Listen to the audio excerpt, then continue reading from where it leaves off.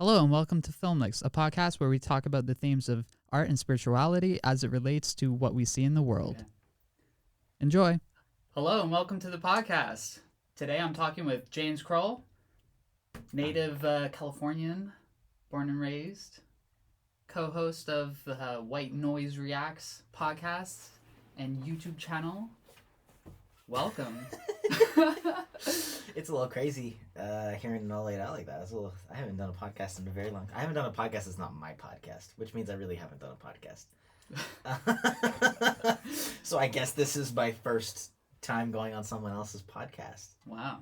I feel special. So yeah, this is great. This is exciting, man. This is a dope setup. I'm Thanks. excited Thanks for sticking around here after the infamous SoCal hurricane. Yeah. Hurricane Hillary. Yeah. I at risk of, well, we didn't really feel any of the hurricane. I think some people did. Yeah, I think It wasn't very bad at all for us. Yeah. It was like a little more than a regular rainstorm. I saw some wind going through some branches last night. It was it was fun. But it wasn't fun, crazy, but so I don't know no, if it it was was just Escondido. Was I not supposed to say location? Who knows? No, you're chilling. All right, well, you're going to get doxxed now. I don't know. I won't be here when this comes out. I don't know if Escondido got hit weird, or I don't know. Yeah. I don't know enough about weather. I want to be like, that wasn't real, and then I know that there's somebody like 2 towns over that like lost their house or something, and that's horrible if you did. Yeah, So. I mean, all that I've heard so far is kind of like mid-Cal area. Someone got pushed off the road from like a mudslide or something like that. Oh, jeez. So, but I mean, to be fair, we always have problems with that. At least up in LA, like they don't. I don't know what you're supposed. I think you're supposed to plant. We started talking about the thing that I don't know anything about. It's just gonna get. it's only going to go really up. bad. So It can only get I better. think you're supposed to plant a bunch of stuff in the mountainside so that the dirt doesn't slide. Mhm. But they don't do a really good job of that. So I know if like you drive along the beach, like in Malibu and stuff, there's just stretches of Malibu where they just poured concrete over the cliff, and it's like really not assuring. It's like, oh, that's gonna break. Yeah, you'll have mud and concrete coming down on. So, and that happens a lot, I think. Yeah. So that's kind of a normal California thing because it's not. I think it's so dry. I think California just seems to not be the best at like preparing for natural disasters like that and like wildfires. It feels like it. I don't know. I know, a lot of people who seem to be on the ground with those kind. Like if you talk to nature people or stuff like that, like rangers and stuff, nature people, rangers and stuff like that. They'll talk about stuff not being done well and another stuff you're supposed to do. I don't really know anything about it. Yeah. I know they're not great at saving the rainwater. I know that's kind of a big problem, but I don't know. I mean, what they really need to do is set up some desalinization outposts along the coast. I don't even know what that is. It's like you convert the salt water of the ocean to drinking water. Oh, really? Yeah, and I don't know if they have any, but like, Is there any reason why they're not doing that? I heard like a few years ago there were supposed to be one set up in like Oceanside. Okay. But there was some endangered species of like bird or something in that the it area. would affect. Yeah, so they canceled it. I don't know if this is true. Fact check me. Or don't. That's not what Or this not, is yeah, about. We're yeah. just going. We're going We're to talk just about talking, everything. Yeah, we're talking about. And we're going to pretend like if we have an idea, we're the first people that came up with the idea. We were the first people. Yeah, that came the up with special, the think tanks, whatever you said, that big word. We're podcasters. Yeah. We should do all of those along the coast. California, get it together. I don't know what you're doing. Exactly. Anyway, So- Hurricane Tropical Storm Hillary was not as eventful as we were told it was going to be. It was not eventful at all, actually. It was, for us, it was nothing. Yeah. We had worse weather from We had worse weather in like June. December until like May, where it was just raining constantly. No, I mean, it's not, it's not great, but I've been joking with my fiance, because we've been preparing for a wedding, and everybody's like, oh, don't do winter weddings, it's a bad idea, weather. And it's way cheaper if you do wedding stuff in the winter because of weather. So it's not wedding season. I think wedding season is like, I don't know, May, I think, to like September, because it's like, oh, it's the best weather. But I was like, dude, anybody who got married during wedding season this year in California, you were screwed. Yeah. Like, it was raining all through May. Yeah. May and June. And so you paid all your extra money and planned all your stuff, and it rained on all of those weddings. Gosh, yeah. So it's like, I would not ever want a wedding in the heat. I don't know why people and that could just be me growing up in the Caribbean and That's only probably part of having it. heat. But like a buddy of mine got married. Oh my gosh, I think it was like August time. No, September. It was the beginning of September. And it was nice and like chilly outside after like during the reception, and that was great. Yeah, that's perfect. But What's your ideal wedding? what's my ideal wedding? Yeah, like what's your like in your head, what's your like, oh, this is the way. Like, have you been to a lot of weddings? Yeah. Okay, see, I'm like the first of anybody I know getting married, so I don't have a lot of experience.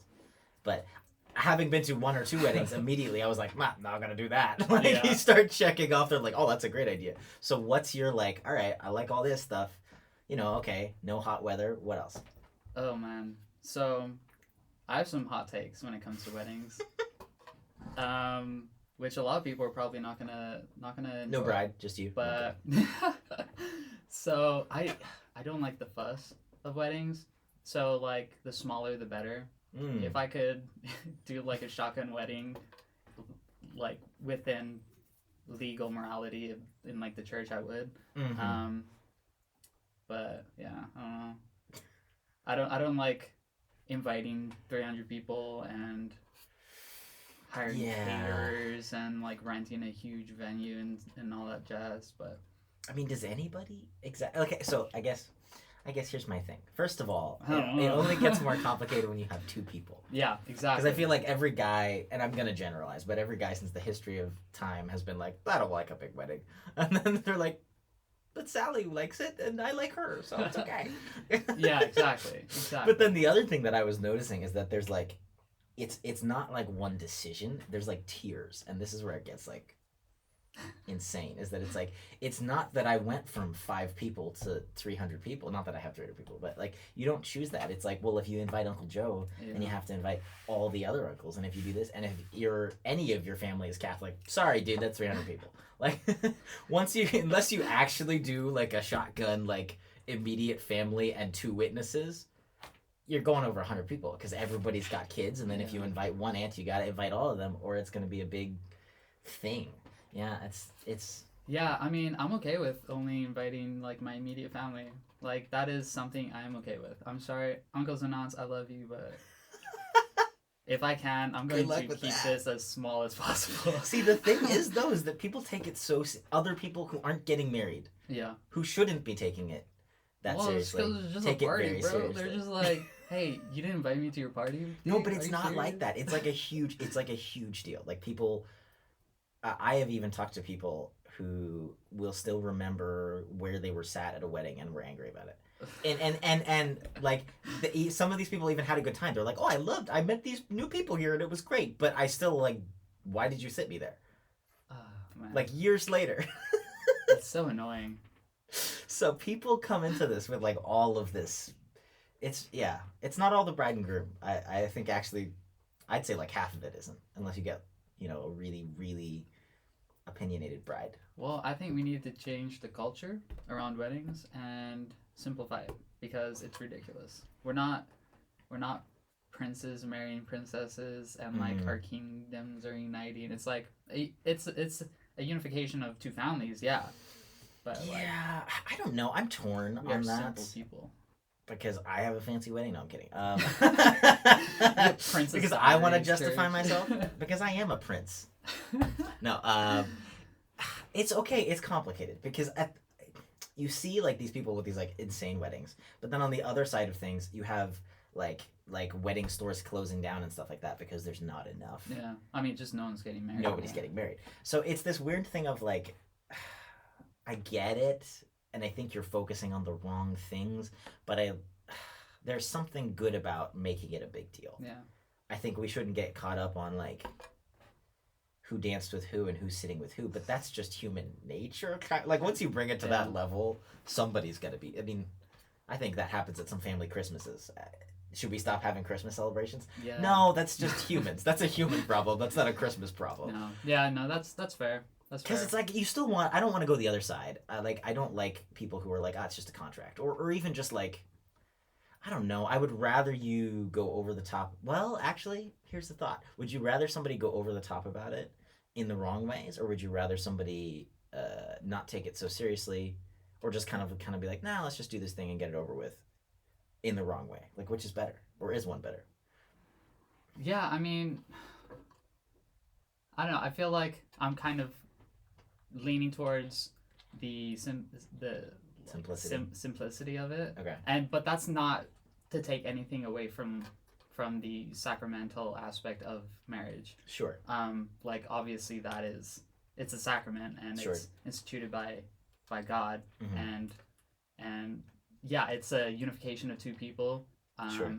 With the knowledge and intention to create a family and help each other get to heaven, but help their immediate community achieve holiness. Mm-hmm. It's like a micro church within the church. So it's I never thought about it like that. and it's like you have the husband and the spouse, and their love brings forth a child, and that is like a representation of the Trinity, and the Father and the Son's love, bringing forth the Holy Spirit. I don't know if that's heresy. I wasn't intending it to be heresy, but I'm just trying to repeat what Father Mike Schmidt said. Okay, leave me alone. But yeah, so like, not to take anything away from that, I'm just like the celebration of it. I think can get out of hand, but like I understand that if I get married someday, it's probably gonna happen because it's just what people expect from weddings, and it's what it's kind of I think a lot of women have been dreaming of their whole life. At least my sisters. Yeah, I mean, but to counter that, it's like Angela, she's not like that at all. Like, she's the opposite of that. Your fiance. My fiance, yes. This is not just some random person that I'm talking about. Like, she's not like, she doesn't have these like ideas about like her wedding, or like to the opposite extreme almost. Like, really, like, she's like the least picky. Oh, so it's you. It's 300 people. No, but that's what I'm saying, is it kind of ended up that like, even if you're just trying to be like charitable and trying to kind of figure out like the social, it's really political, man. You said it's like, oh, we're not joining kingdoms. Like, kind of are. It still is. Got big families. It still kind of is. The clans unite. Yeah, so it's like there's a lot of weird, and I guess you could go cynical and be like, it shouldn't be like that, people need to do better. I'm kind of just like, it's just a people thing. Maybe that's really lame of me. I don't know. I take that approach in a lot of things where it's like, I don't really think it means a lot to have a moral stance on it and be like, yeah, my family shouldn't be like this, or they should. I don't. That's just how it is, man. Like, people are just a little dramatic, and it's this big deal, and people take it personally, and it means a lot, and I don't think it can be avoided, and I don't think it's just a problem of like, oh, you know, the women have this fairy tale in mind, or like, I don't, because of my experience being like the total opposite of that, and it still somehow is like, it's 100 people, like, it got away from us, and there's all these different things. So it's just kind of how it is. I mean, California too, it's a nightmare, because anything in California is incredibly expensive. So like it's like we went to this like wedding, like marriage encounter retreat where you like go and you sleep in separate beds on this like retreat, and you talk about everything, finances and everything like that. And there were people at that retreat talking about it, being like, oh yeah, I spent 40K on the wedding, and it's like, what? Like, that just blew my mind. 34, but at the same time, it's like, if you do anything other than the bare minimum, kind of like, if you say, oh, I want a chocolate fountain, it's like, it's gonna get up there, dude. Really, I want to go to your wedding. No, I didn't do that, but I'm just saying, even like yeah. like anything other than like food and drink, Mm-hmm. it's like it gets crazy. Yeah, that's true, dude. Like if you're bringing people in from out of state and you have to like house them or whatever, like if they can't afford it. Like, Kids, it's just everything. It just adds up, dude. Yeah. It adds up like crazy. So my approach that I still haven't fully tried out yet is we're throwing a really big party that's white themed, and you just don't tell anybody because I swear people overcharge you. It's like, no, it's just a party, but I want white chairs. Can we do that? Can I get the party discount? Get those like Christmas poppers.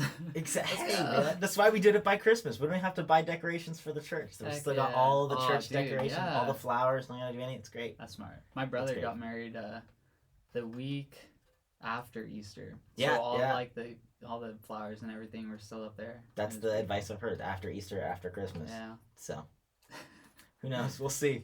I feel like we should keep talking about wedding topics. I don't know why. I just feel like it's going to cause controversy, and that sounds really funny to me. Hey, I mean... Hot takes. Hot takes, Hot takes with Mark. With Mark and James. It could be a series. It could be. Let's go. We just Honestly, keep doing hot it could takes. be a whole channel. Just hot takes on, like, everything, dude. Yeah. But, like, with the comedic edge. So, in case I really say something that I regret, I can say I was joking. You could have like a follow-up series, hot takes after the fact, where you look hot apologies, cold apologies. I don't know. you look at the outrage and you make fun of them. Tearful and apologies. It'd be great. I'm sorry. It'd be very rewarding for us, but yeah, the people reacting would not benefit from it. I think going back to like the unification of two families, I think that's an interesting thought. Is that it is like. You're uniting two families that otherwise wouldn't be like they're becoming families in a sense. Yeah. And I don't think a lot of people think that way or maybe even care about that. I don't know. Like, how do you mean a lot of? So it's hard too because we're talking about this from like a Catholic perspective. Yeah. Which I feel like is a very different perspective than at least like I think it's pretty easy to say most people in the U.S. Like most people in the U.S. aren't taking marriage to be kind of this like serious spiritual occasion and this like unification that has more than just like kind of legal ins and outs. But so, I mean, if you think about it just from the legal side, like you're joining two families legally through these two individuals, and so there's some sort of responsibility towards the other family, I think. But I'm like, I just looking at movies, I can't think of one right now, but I know I've seen some where two families get together, or two people marry, and like the monster-in-law is kind of like the theme. Yeah, it's just weird, man. It's just like I mean it's like, at least for me, it's like the marriage thing. And don't read into this too much. I'm talking about it like there's a lot of people in the comments reading into it. I'm just used to that. That's YouTube. My mom's in the comments. What do you know? You don't even have a girlfriend. I'm not even married yet. And I'm dropping my hot takes about marriage. No, it's this thing of like it's gonna be complicated. It's two people, and you're taking two entirely separate people, and you're sticking them together. Generally, unless you're really rich, and if you have a big wedding, you're not. No, now you're not. In a small confined space. You were rich. In a small space for hours, for days, for what, like an extended. That's complicated, and it's not wrong to admit that that's not complicated. And I think in the same way, just expand that to the family. It's like, yeah, you're taking 50, 100 people on either side with all of their stuff, good, bad, in between, and you're sticking them all, saying, whether you like it or not, now you're more related. Yeah. And I think even just a lot of it comes out of like concern. I think people can't help but be like, you're rooting for your team, right? You're like on the groom's team or the bride's team, and you're like, I'm just worried about whatever, right? You don't want this person to get hurt, or you don't want, and so you get a lot of people coming in and trying to look out for that, and it just gets jumbled and crazy. But Yeah. I'm talking about it like it's a negative thing. It's really not a negative thing. It's a very marriage is a great thing. I Yeah. think weddings are more complicated than you think, and I think it's Mhm. not just a finance thing. I actually thought it was more of a finance thing, but it's a lot more of a social thing than a finance thing, I think. Yeah, a design thing. Like everything has to be perfect. I mean, that's a given, obviously. Yeah. No, that was my thing was like I want the ceremony to be fancy. Reception can be whatever. What mass are you doing for it? I think I'm gonna do high mass. Nice. Um, Solid. yeah, so it was a nice church, and I was like, all right, I want it to be important. I want to pretend it's all spiritual. I think part of it is like the 10-year-old and maybe like the church is so sick. It looks like a movie, which I realize makes me sound like I'm not ready for marriage at all. Hey, But I'm holier than you. No. No, I just thought it was cool. The longer the aisle they have to walk down, the longer time, I don't know, the holier you are or something. Are you getting like... I have a throne on the trumpets altar. and everything? You know how the priest has a chair? We have one bigger next to it. Nice. Yeah. Nice. As you should. Let's get into that. I'm just going to pick hot takes and Ooh. keep going here. All right. Instruments in a church. What are your thoughts here? We're We're going to get real niche real fast. So I grew up with like the bongos and the tambourine. Oh, that's true. I didn't think about that. Yeah. That's cool. I grew up with those because I'm from the Caribbean. Okay. It's very much a part of the Sure. Caribbean culture. And then I came to the U.S. and there were just guitars everywhere, and I hated that. Sure. Yeah, we had like the bongos, the tambourine, and piano, and then like a digital organ. Okay. So that's I don't know. Like I'm just against stringed instruments in like during mass. I don't know. I don't have anything to back it up other than it's tradition to have like organ or just Gregorian chant or something like that. And to me, it just suits the mass better. But I don't have anything. Wait, so did you have Gregorian chant as well as like bongo? No. Okay. Because so you always hear this, at least I always hear this, where you know, like in the West, you'll have a very specific opinion on something. Let's say it's Gregorian chant, or if you want to get into something else, like go modesty or like clothing standards or whatever, Yeah. right? And I think that a very common response to that will be that that's all cultural. Coming from a totally different culture, and let's just apply it to like the mass for now, right? Coming to a totally different culture where, you know, like if you say drums and bongos to me, and I'm kind of like, that seems kind of like casual or whatever. Do you think that there's some objective reality there as far as like, oh, what do you think is maybe more or less like respectful or like kind of serious, or do you think that it's purely cultural? Like, how is that? Since you were inundated in kind of like a bongo drum, like I don't know, something that just sounds so totally foreign and like maybe a little disrespectful to me. Not that it's not invalid. I want to put that kind of umbrella over all this. Has nothing to do with validity. It's mostly taste. Yeah. But so I would say that those like instrumentations and like those naturally will go with like more charismatic style music during the mass. Like Gregorian chant and organ have been what is traditionally used during mass. Okay. And I'll try to kind of like summarize something I heard Michael Gormley say in Pints with Aquinas podcast. And he said that... Shout out to Matt Pratt, who's watching this. For sure. Yeah. What's up, Matt? Hi. Have us on. Yeah. Yeah, he was saying that the Gregorian chants are taken from the liturgy, and their purpose is to elevate the liturgy.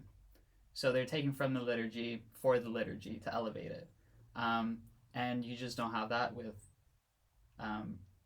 like charismatic music or more modern music. It's kind of like wishy-washy, sensational lyrics that are designed to evoke emotion rather than like spirituality.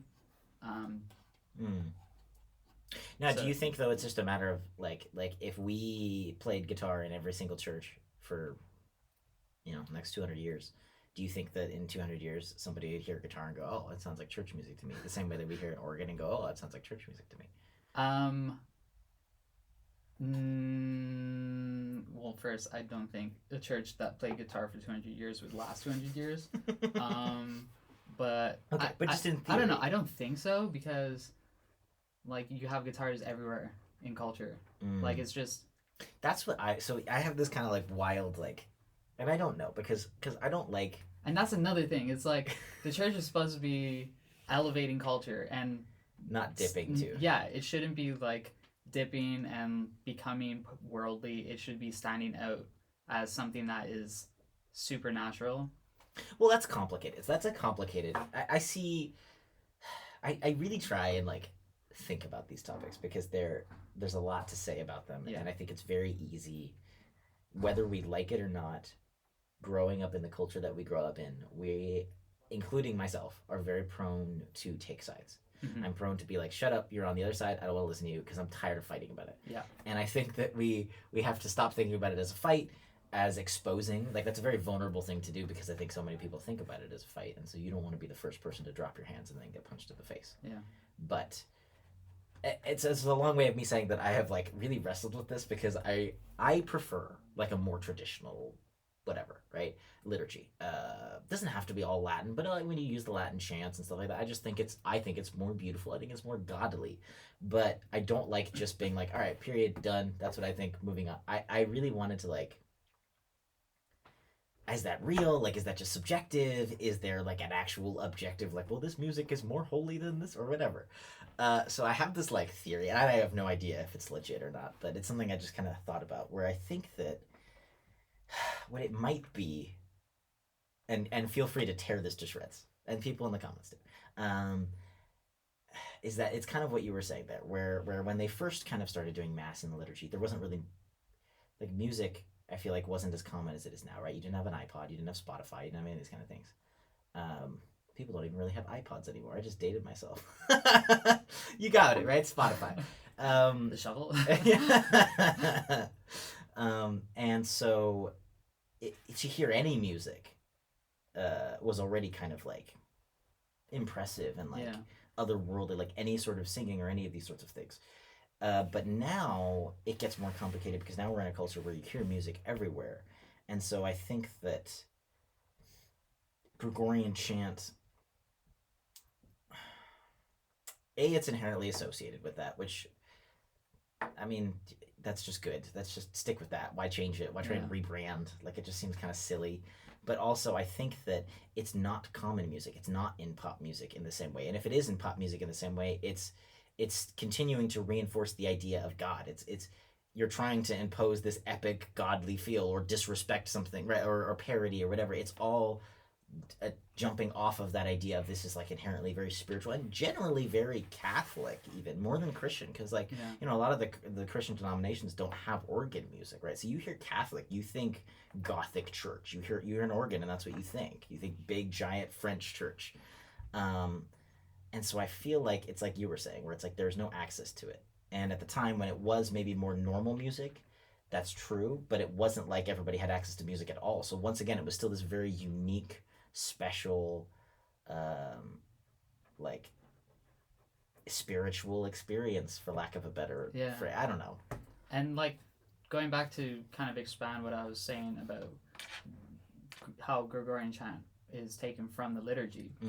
The liturgy is the word of God, and so it's divinely inspired in the writers of the Gospels and the other books of the Bible. Sure. And so like I said, the word became flesh and dwelt among us. Okay, and then the Gospels were written by that same word. And so when you take those words, I think they have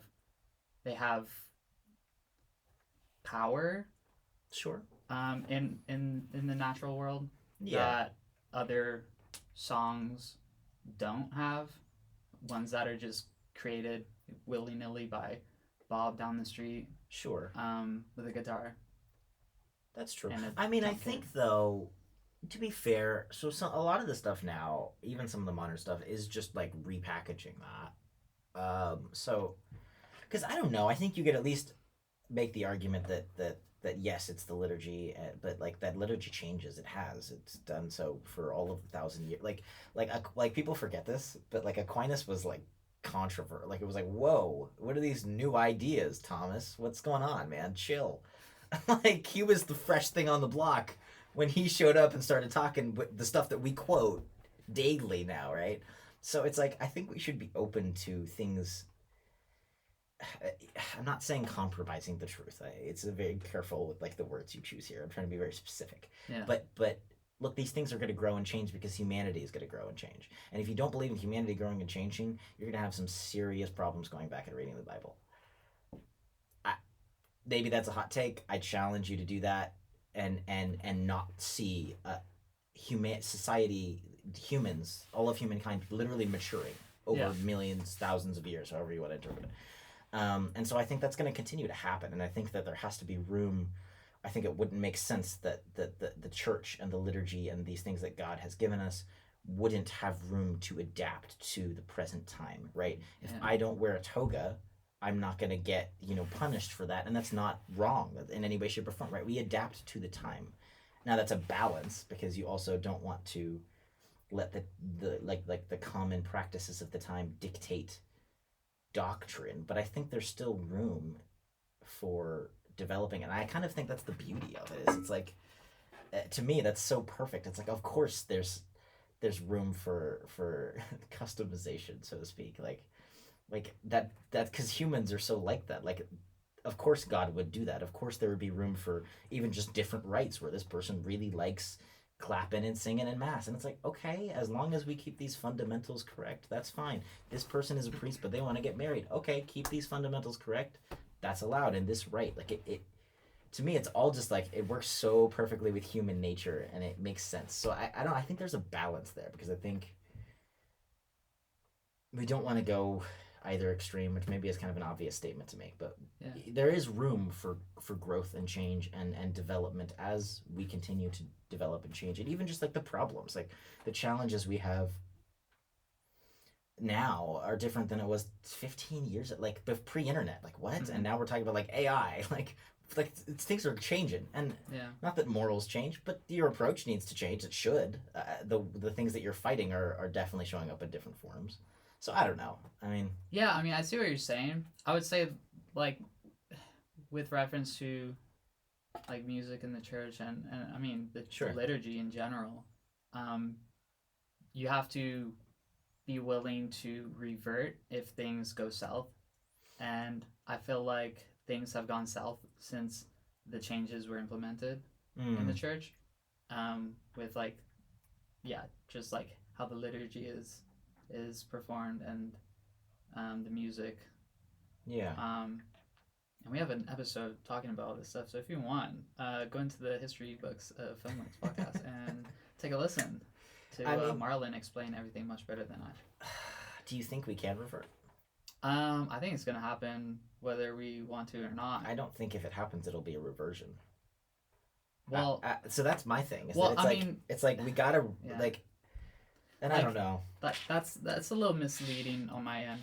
Like, reversion would necessitate, I think, a dying away of like the previous practice, but that hasn't happened. That's still going. So my theory is that all these hippie churches are just gonna shut down basically, and people are die out. Naturally flock towards the areas, the churches that hold reverence above feeling. Sure.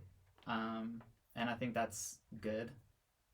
I agree. I mean, there's a few things there. I think that it's going to be interesting because I don't think we can go back, like literally revert. I think we have to look at what's now and move forward.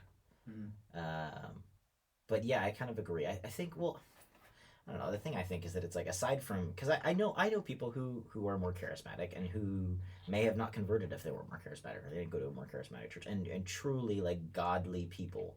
And I know people who are very traditional and who are really kind of caught up on the externals and are maybe not the nicest people in the world, right? So the people are people, and there's gonna be people on both sides. But I think that kind of regardless of what you think, if you look at this kind of new movement, it's not working.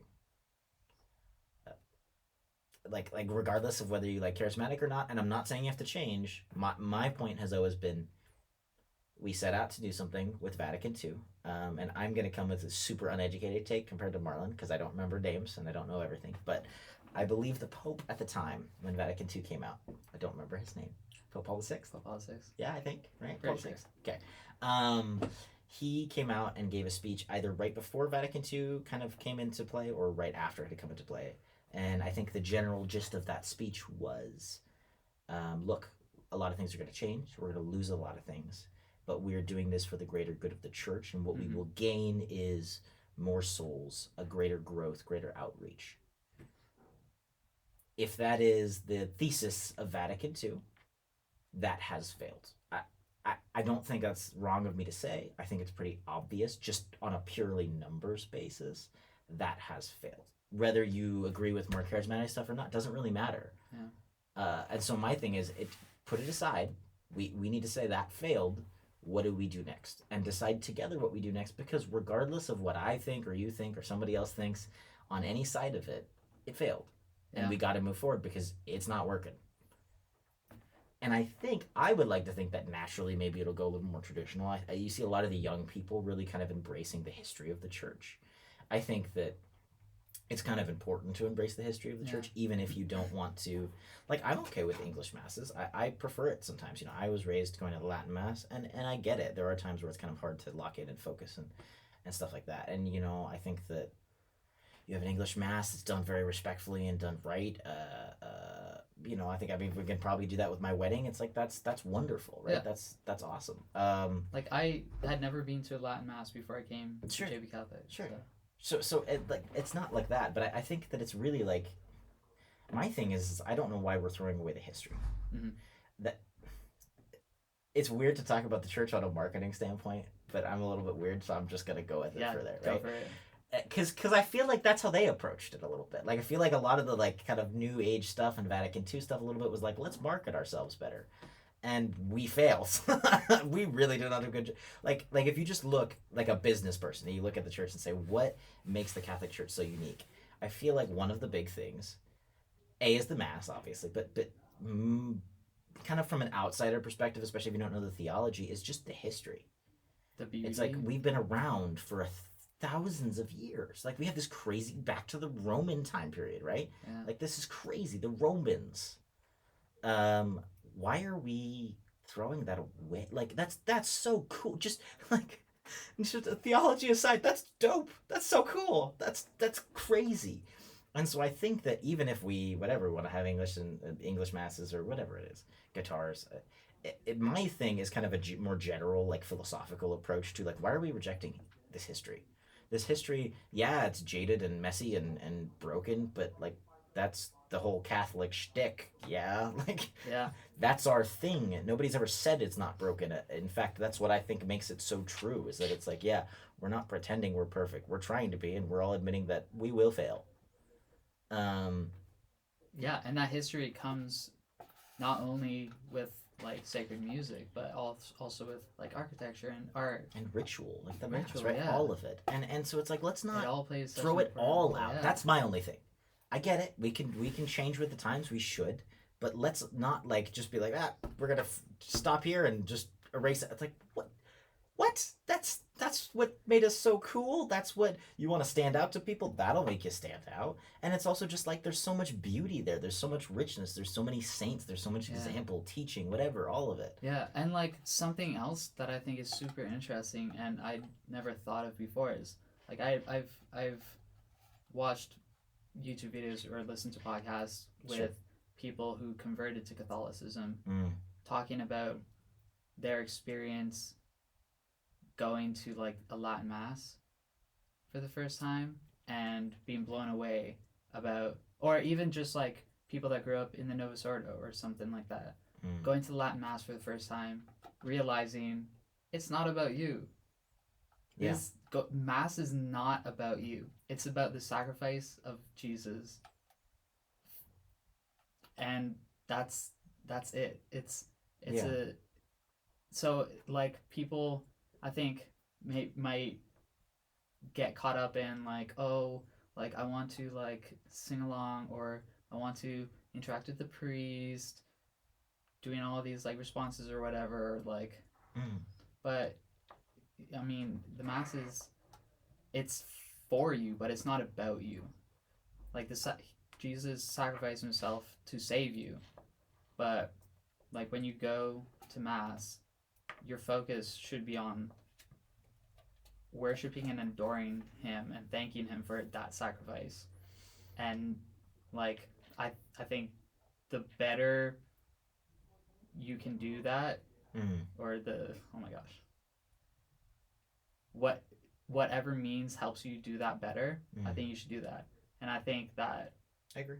like, having beauty in the church helps, and I think sacred music helps, because it is liturgical, and it's designed for the liturgy. So I think it Yeah. all furthers that kind of like adoration, that active adoration.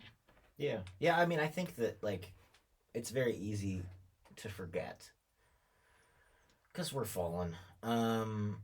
Especially, it's yeah, it's just not about anybody else. It's not so like it is about you kind of weirdly, but it's not about anything else. It's about you and God.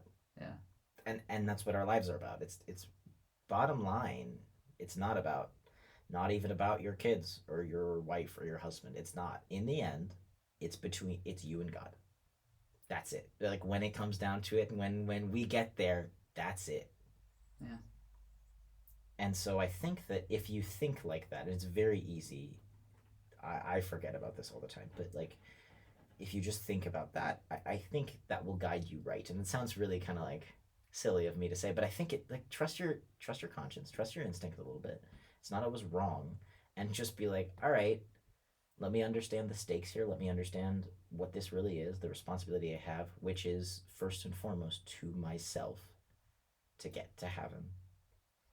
Um, and I feel like everything else kind of lines up, and there will be variation. There will be. It's not like one set thing is right, but I think that kind of generally things will fall into place more. Because I think the problem that a lot of people, and I think you would agree with me, have with kind of the new age sort of stuff is not that it can exist or that it's more charismatic, but that it doesn't feel reverent. It seems to lose the point of it all.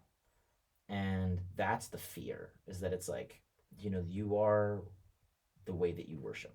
I heard somebody say that. You believe the way that you worship. Yeah. Oh, ex fidi ex credendi or something like that. Yeah, right? I don't know the Latin. But I think that's very true, right? It's like we are Ex fideli, ex credendi. we are the way that we do these things. And if Yeah. you act a certain way every Sunday, or you act a certain way, even just in life, you want to apply it as a life thing, you can. You will become that person. I don't care if if you say I'm not a bully, but you steal these kids' lunch money no, right? Like every single Monday. Yeah. And you're like, but I don't want to be a bully. Are you a bully? Yeah, you are, dude. And does it mean more that you have some remorse? Sure. But are you still a bully? Yeah. And so that's what it comes down to, is the way that we act is who we are. Yeah. And we can't ever change that. And there's sometimes where that's really good, right? Because it's like we all freak out on the freeway sometimes. But guess what? If I don't do it, that's okay, right? It's like, but on the other flip side of this, it's like, look, if you don't take this seriously, if you don't do these things, I am afraid of what will happen to me. And I'm not saying something, but that terrifies me all the time. That terrifies me that I don't take things seriously enough, or like pray hard enough, or whatever it is, because it's like that's on you. There's no he did it, she did it. It's like that's all you, dude. You have all the power, all the control, all of the faculties, the abilities, the resources, everything. There's no excuse. So I don't know. I kind of went on a tangent there, but No, that's great. Yeah. Yeah. Yeah. I don't know. Just be better. I guess. Just pray, man. Just mean it. Yeah. Seriously. I think that's what it comes down to. I'm not worried about the church. Jesus said the gates of the netherworld will never prevail against it. So like we're chilling, and eventually the Novus Ordo will die. Kidding. I'm kidding. I actually do think it's very encouraging to see so many like young people in our generation. Yeah. I don't know, searching for something more, and like in a very positive way. I think pushing each other and the church to be better. I hate that like be better thing. Like I don't mean it like that, but just to go back to like let's say relationships, right? It's like I think we were talking about this a little earlier today actually. Like you want when you're in a relationship, when you have a husband and a wife, you don't want somebody that's opposite to you, but you also don't want somebody that doesn't make you better. You want somebody that's just enough like better than you that they want you to be better. They push you to be better, right? Yeah. That's what it means to really have someone who cares for you, Yeah. right? To look out for you. It's kind of like a slinky, you know? You throw one end, that end goes ahead, but it pulls the other end back. Exactly. And so I think that we want that for the church too, like with each other, with neighboring parishes, with Joe the Catholic down the street, with countries. How you can make it as small or big as you want, but we want that, and I think that at least in kind of like small circles, it's really cool to see these like churches with like huge families and tons of kids are going to these churches that are like, hey, we want to take this very seriously and we want to encourage other people to do that, and we're going to do that by showing up, or we're going to do that by inviting our friends, or we're going to do that. And I think that's really encouraging. Yeah. It's just encouraging on a larger sense of seeing people take their faith seriously. I don't know, I feel like no matter what side you fall on, that's a net positive, right? I don't know, any enthusiasm for that in a world that I feel like is so just irreligious, yeah, you kind of have is like encouraging. Yeah, you kind of have like you have that, but you also have like the exact opposite extreme where people are just entirely amoral, and it's kind of like the TikTok OnlyFans generation, where they just Is that what we're gonna be known for? That's so sad if that's our generation, dude. it is. It's bad. It's the cards. We don't know yet. Well, it's still early. Like it won't be that. It'll be something more like I don't know like how to phrase it properly, but like self-gratification generation or something like that. Sure. But someone can say it in a more intellectual way, I'm sure. The self-absorbed generation. But like, so you have those two extremes, and it's like the majority is in the lesser extreme for sure. But like the good, faithful Christians are gonna just destroy them because we're better, you know? Yeah. We're gonna outlive them because we're having kids and they're not. On a purely practical level, you guys aren't having any kids. Yeah. But no, like the good of this will outweigh the evil. Yeah. Yeah, I mean, hopefully. Also, I just feel like it's just that's always a thing. I don't know. I go back and forth between being like our time is where like OnlyFans, TikTok, it's worse than it's ever been, and then being like, is it or is it just like different? Yeah. You know what I mean? Because it is. It's louder. I mean, but everything's louder, right? Pints with Aquinas is louder. TikTok, like all of it, it is. There's so much more noise, and there's the internet, and everything is just louder and brighter and wider connecting and global. And you see these words even in marketing, like universal, worldwide, like it's all over the place now, right? I think about that like all the time, dude. I'm like, bro, we are in the worst time ever. And then I'm like, are we though? I don't think we are. I think we want it to be. You have like Sodom and Gomorrah, and then you have, crap, what is it? Jonah and the whale. Sure. I don't remember. Nineveh? Yeah? Yeah, like these huge cities that are just being destroyed by God in the Old Testament, and it hasn't happened to us, so I don't think we're quite that bad. It's just different. We're not fighting like. I mean, wars are. I was gonna say wars are less, but they're not. They're just different. True. It's just different. I don't know. It feels very prideful to be like, we did it the worst. Like somehow. That's like the most annoying thing ever. We're worse than you. Yeah, but it's like, now you are. I don't know. I feel like there's always been a mass of people.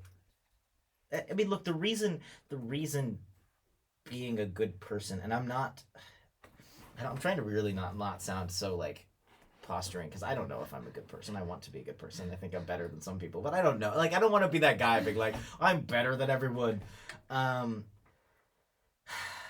It's I heard the sounds of cancellation right there. I heard it, right? Oh yeah. No, I'm kidding. But I think that the reason being good means something is because it's rare. It's not the only reason, but I think that's one of the reasons why, especially as humans, we think of it as like a hero, as like a what, like these things. It wouldn't have as much value, at least interpersonally in our society, if it wasn't hard. I mean, like anything that we value, at least generally, they started being like, oh, that's a rare thing. You get diamonds or whatever, right? It's like, this is this crazy wild thing. And I think that it's the same kind of being good. It's very hard to be a good person. Just to be good. I think that's a pretty universal truth, and I think we could all agree on that. And so, like, we shouldn't be surprised that a very small group of people are able to achieve that. And to me, that's really scary. I think I kind of generally err on the scrupulous side of things, so I get very annoyed at like what I think is the truth. I'm like, dang it, I'm annoyed that I realized that. That really bugs me. But it is, and like I think it should scare you. I think it's a healthy fear. I think that's like being a soldier and going to war and saying I'm scared, and it's like good. That means you're taking it seriously. It means you're human. No, and maybe it means you'll do better. Maybe, like if you're psyched about it, maybe think about it again. Yeah. Because you shouldn't be. It's not that easy. And if it's being easy, check yourself. Yeah. Because I just feel like being good is not easy. It really isn't, and like you can overcome one vice, and then immediately there are 3 more that you just realize that have either just grown or like you're only now able to see them. Yeah. So it's like it's a constant battle, and you're like anyone who says like, yeah, I'm good, like no, you're not. Yeah. I see pride right there. Yeah. Plus whatever else is under there. So it's like, because we're all sinners, and we all just keep sinning because we're all selfish, and we want to have the worldly pleasures and everything, and it's so sweet, but leaves a bad taste in the mouth. Wow, that analogy was great.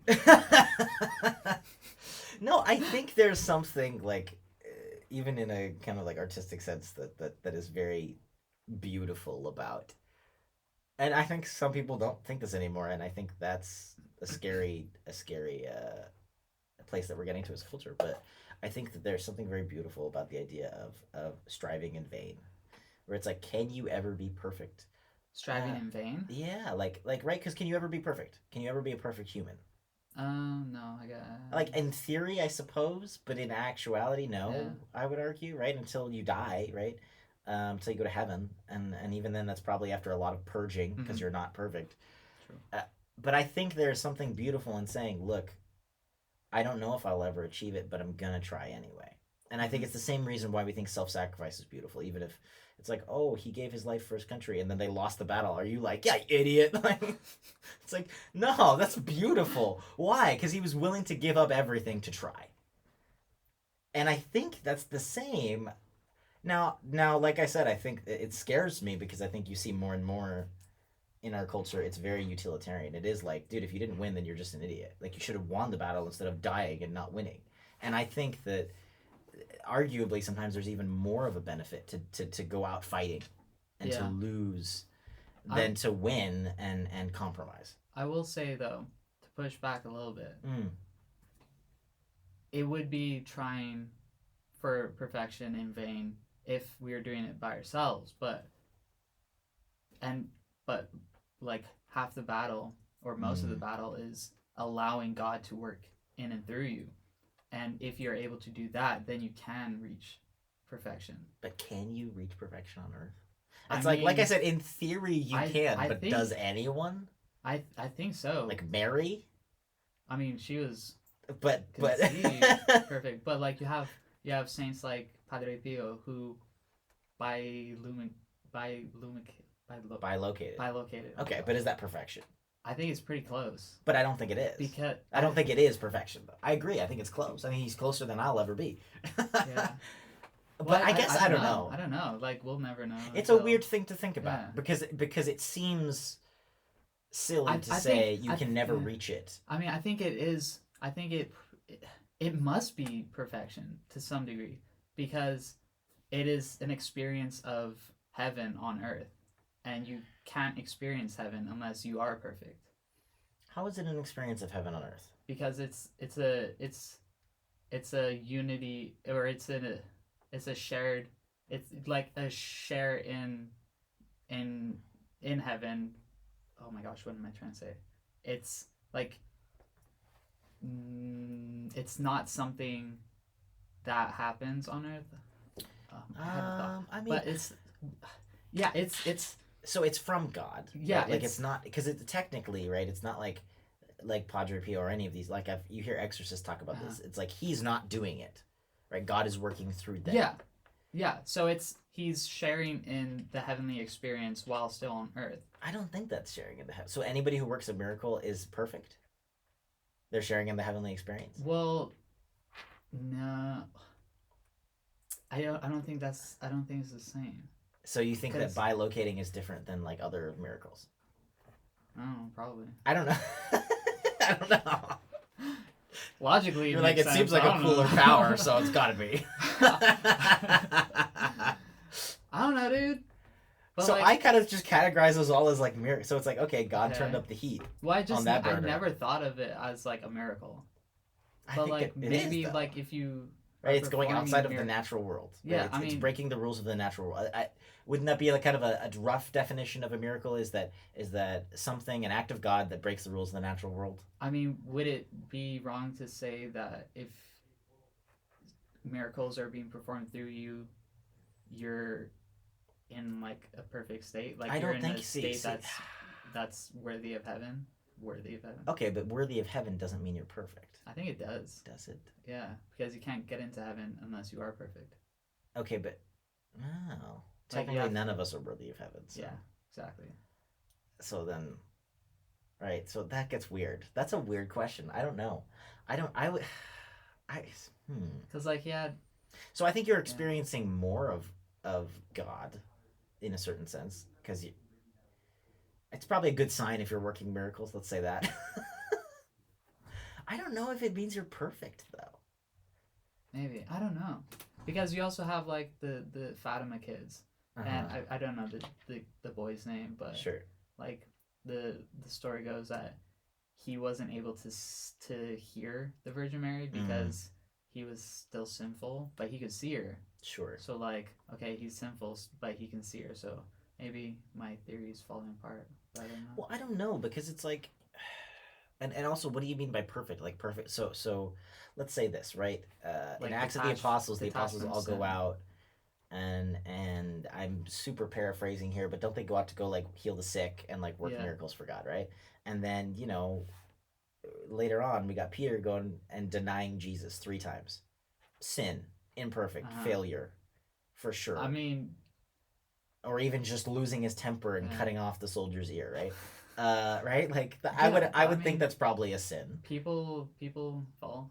Sure. So but then it's like they're perfect then, or they're perfect for like. So that's what I'm trying to qualify Well, I in my mean, head. yeah. It's like, okay, so at that moment that they have that power from God, it's Yeah. because they are so pure that they would be worthy of more closeness to God. Is that kind of the theory? Yes. So, but then that can go in and out. I mean, I would assume so. They're still human. So then that's, I guess when I think perfect, I'm like, gold star, Once you you're made there, it. you're there. You made it. Yeah. You're perfect. Because if you were perfect, wouldn't you never fall? Mary was perfect and she never fell. It's like, because sin That- was that- possible for Mary, or even Jesus, right? Yeah, I mean, okay. angels were made perfect, and they chose. Sure, but that's because they had free will. I mean, you still have free will. But I mean, like, can you they be saw made perfect everything and at not be once. perfect? Can you what? Can you be made perfect? What did you say? Can you be made perfect and not act perfect? Like be perfect. Yes. So the angels were made perfect, but doesn't mean they're going to act perfectly. Yeah. We're talking about somebody who acts perfectly, right? Like who has earned their way to heaven by acting in such a righteous way that they are deemed perfect in God's eyes. But then I would argue that if they sin after that, that doesn't mean that they're not perfect, because you never sin in heaven, right? Yeah. And I think the idea, at least theologically, I think this is sound. You don't lose your free will in heaven, right? Yeah. But we just never choose to sin in heaven. In theory, you could sin in heaven. You could, in theory, because we have free will. But you never would, because you would be in the presence of God. Yeah. So I would say that if you're saying that people who work miracles on earth are perfect, then they should never sin again, because they're in the presence of God. You would think that, yeah. So that's why I would say that it's not. I think that we have this perfection thing that we're all trying to get to, and that we all get to closer or more or less closely, but I don't think in theory it's achievable, but in practice I don't think anyone's achieved it besides like Mary and Jesus. I mean, maybe someone did. I think it's so incredibly rare that for all intents and purposes it's not possible, and we strive to do it anyway. Yeah, I don't know. That's an interesting conversation. Hopefully, Let us know. Maybe people think it's not, and they've all left. They're like, you idiots! Maybe we're not talking to anyone. That's okay. Mom, you're still there. Right? Yeah. I don't know. It's an interesting. I mean, I think this stuff's fun. I think this stuff's fun to talk about. Yeah, me too. Padre Pio is like an angry dude. Yeah, that makes me feel better about myself. Same. Yeah, not that I'm bilocating or anything either. It's like we're just the same, exactly the same. No, not at all. He was holy and he was angry. I can be. And angry I'm just too. at least angry. Not holy at all, but I got the temper part. Is that good? One out of the two. Yeah, Augustin's my guy. I like Augustine. Yeah. I need to read. I say that having not read the Confessions and having not read the Summa. So Well, I'm just not educated enough. But from the bits I've heard, I know that's what I'm saying. Okay. I haven't read either of them, but Okay. I'm saying I like him better than Aquinas. Oh, But I don't know. I think I do. I relate to him more because I think that he's a little bit more like, I don't know. I think he's just a little more practical than Aquinas. Yeah, I mean, it's easier to read for sure. Yeah, there's that. That's C.S. probably Lewis part is of it. even easier to read. And I that's really- why I like C.S. Lewis. I very much I want to read more Lewis because I remember I heard a quote about him being angry about having to convert, and I have never related to something more in my life. Like truly, like it pissed me off that I thought this was right. I was like, dang it, I am annoyed that I think that being Catholic is right because this sucks and this is really hard and I don't like that. Which I Yeah. think is really weird because so many people are like, oh, I walked into the church and I cried, and I was like, why? This is I don't like this. I don't like that I think I'm right. I used to when I was young, wish that I wasn't Catholic so that I could just do whatever I wanted. Yeah, and not party. feel guilty. Which I think is something you have to come to terms like I don't think I don't know. Do you think you should just accept the guilt? Like I think there's you heard that kind of secular Catholic guilt. And I think it is bad sometimes. Like I being a very scrupulous person, I think it can be very damaging. Yeah. I don't think it's always good to be guilty. No, definitely not. I mean, especially when it comes to scrupulosity, it's not a God sent burden. It's like a legitimate painful thing. Well, because I to go almost back to the perfection thing a little bit, I heard someone tell me one time, and this is when I was being scrupulous, so maybe they just wanted me to be quiet. They were like, I'll tell you anything. Heresy, here, shush. I'm kidding. Tasty. No, they said that to be a Catholic is to repent. And that is the completion of Catholicism. Is the repentance. It's not the not sinning, it's the repenting for it. And I think that's really beautiful, and I think that helps me, and I think that's a very helpful way to approach scrupulosity, is to say that to win, to succeed as a Catholic is to repent. Mm-hmm. It's not to have never sinned. Yeah. Because I think that, at least me, when I'm very scrupulous, I'm like, I have a failure. Like I'm never gonna until I'm perfect. I'm not. And so then, Yeah. how do I exist like that? Like how do I live like that? Yeah. Well, I mean, you have like I think it's Saint Paul the apostle who had a quote. I saw it like this morning, Mm. but I've forgotten it. But it's something like I've won the fight. Like I've run the race. I've finished. Mm. And I think that's a good analogy to like being a Christian is like a race, like a marathon. Sure. Like you got to run it, and it's long and it's Yeah. really hard, and you have to have so much discipline, and you have to have self mastery, because if you don't, you're gonna stop. You're gonna quit, and you're just Yeah. gonna go home. Yeah. But if you develop those self discipline skills, like you can do it. You can finish it. Yeah. No, I think that's kind of the it's kind of a beautiful thing. I think that even in my very short life, if you look back at stuff that seems like seemingly failure, oftentimes you can very clearly see how like that informs you to deal with much harder things later on. Yeah. Like it's like the wax on, wax off, like right? It's like Karate Kid, if anybody doesn't know, right? That's like, and I don't know why I never thought about this being like a faith thing, but it totally is. It's like the most faith thing ever. Where it's like, why am I doing the wax on, wax off? Why am I cleaning cars? I want to learn how to fight karate, for anybody who doesn't know Karate Kid. And he keeps doing wax on, wax off, and it's like, this is dumb. You just want me to wash your cars. And then, finally the teacher, Mr. Miyagi, tries a punch and he goes, do wax on, and he like blocks it. And I think it's any honest Catholic or Christian, even if you look back in your life, you could see like, oh, I don't know why I had to do this thing. And you're like, oh, wow, I was able to deal with this thing so much better. And sometimes it's like literal skills, like, oh my gosh, I know how to do this thing now. Or maybe it's a little more vague than that. And maybe some of the times I'm just saying that was all this thing. I think that Catholics are afraid to admit that we don't exactly know how God ties into all of it, and we like to pretend we do. Yeah. So I at least like to put kind of this shadow of, I think, like, I don't know. Like, did God literally open that door for me? I don't freaking know. Like, maybe, kind of. I don't really know how that interaction works, and nobody really does.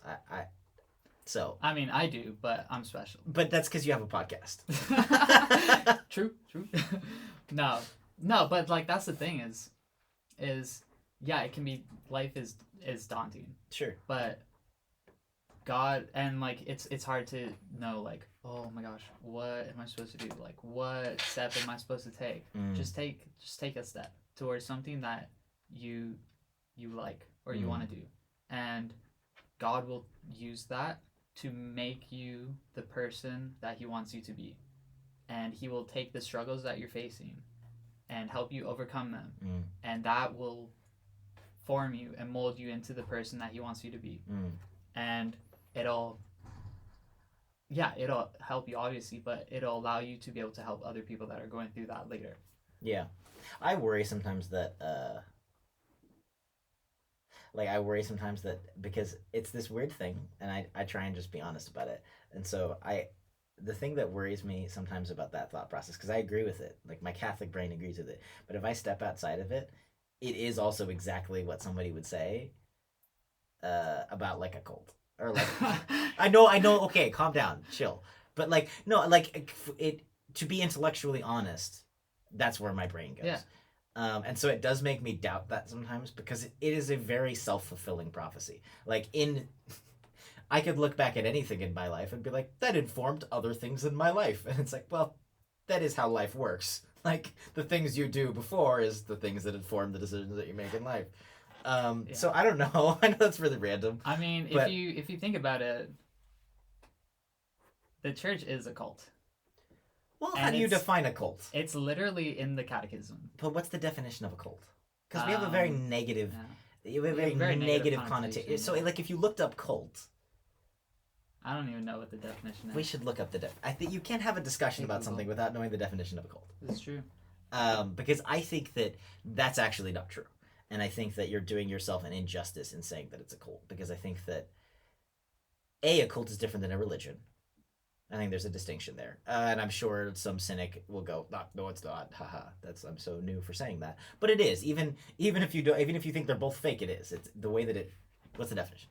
A system of religious veneration and devotion directed toward a particular figure or object. The example they give is the cult of Saint Olaf. Okay, what's the difference between a cult and a religion then? I don't know. Is there any definitional distinction? Like isn't a religion larger and more organized? Maybe I don't know. That's an interesting. Because even the words, like if I wrote cult and I wrote it in a book or something, it would have a very different meaning than religion. Just colloquially. It's basically like religions seek mass following, cults rely on secret or special knowledge, which is revealed only to initiates by the cult's founder and his. So no, because that is the thing, right? So with cults, you do get this exclusive. Yeah, control of knowledge, which I do feel like is a little bit different. Yeah, and I forget like the surrounding terminology around the use of cult in the catechism, but it was talking about like marriage between like a baptized person and a non-baptized person, and they use it to differentiate the two. Okay. Saying like baptized people are like part of like the cult of Christianity, I guess. Sure. I don't know. Huh. I don't remember. Yeah. I don't know. I think it sounds bad. I think they're different, and I think that even by that definition, it's different because in that definition, I would argue that the idea of controlling knowledge is inherently manipulative. Maybe that's a bold statement. So not that to differentiate that from something like you just know more, right? Like if you're a parent, you're imparting knowledge. You're not control. You shouldn't be hiding it, right? You're just teaching. You're imparting that in an appropriate way. But you're not like lying or you're not like refusing to give them that information, right? I've always kind of thought that's the best way to go about parenting, right? If it's age appropriately, but you should never be like, no, we don't talk about that, right? That isn't good. You're like ceasing knowledge. Yeah. So I feel like a cult, if we're gonna go with what the internet's said, which is something. Yeah. Wikipedia doesn't lie, man. Yeah, of course, never, not at all. I believe everything the internet says.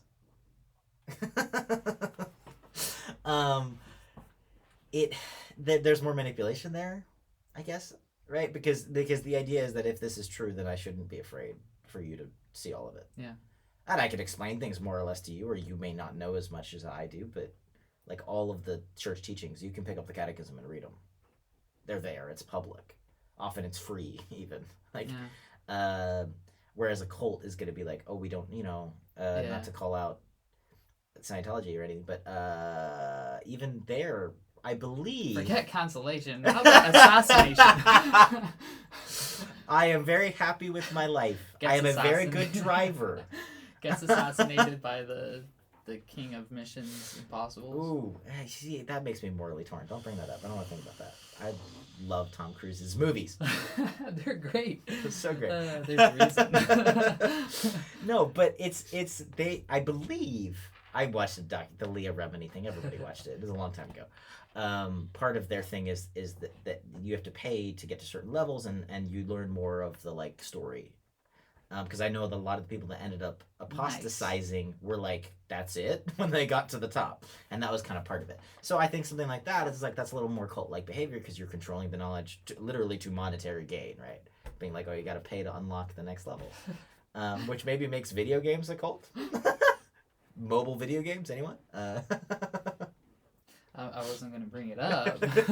Hot takes with Mark and James. Zelda! I've never played it. I want to. It looks fun. My roommate plays it all the time. Ooh. Anyway, back to me thinking that we're talking like we're in a cult. I don't know. Do you ever think about stuff like that? Like that. I guess my thing would be don't use that to convert an atheist because it doesn't prove anything. It's good personally once you've accepted the belief system that is Catholicism, or even just belief in religion. But it's not very logically coherent. It's logically coherent. It's just not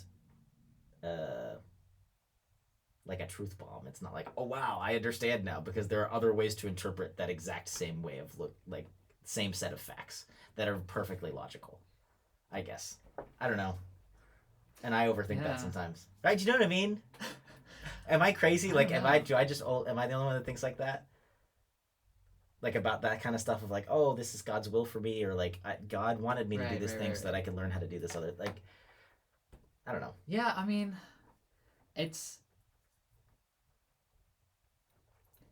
I don't know. I think like eventually you'll get there if you are trying to, if you're trying to live out God's will, like you'll eventually arrive at the conclusion that That's like also he'll what just a cult leader would say, but that's fine. No, it is though. Think about it. The more you buy into this, the more you will believe it.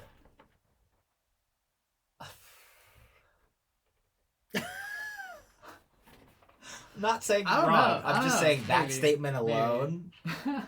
There are other ways to. It's like statistics. You know, And I people could talk be about entirely statistics wrong being about true. that.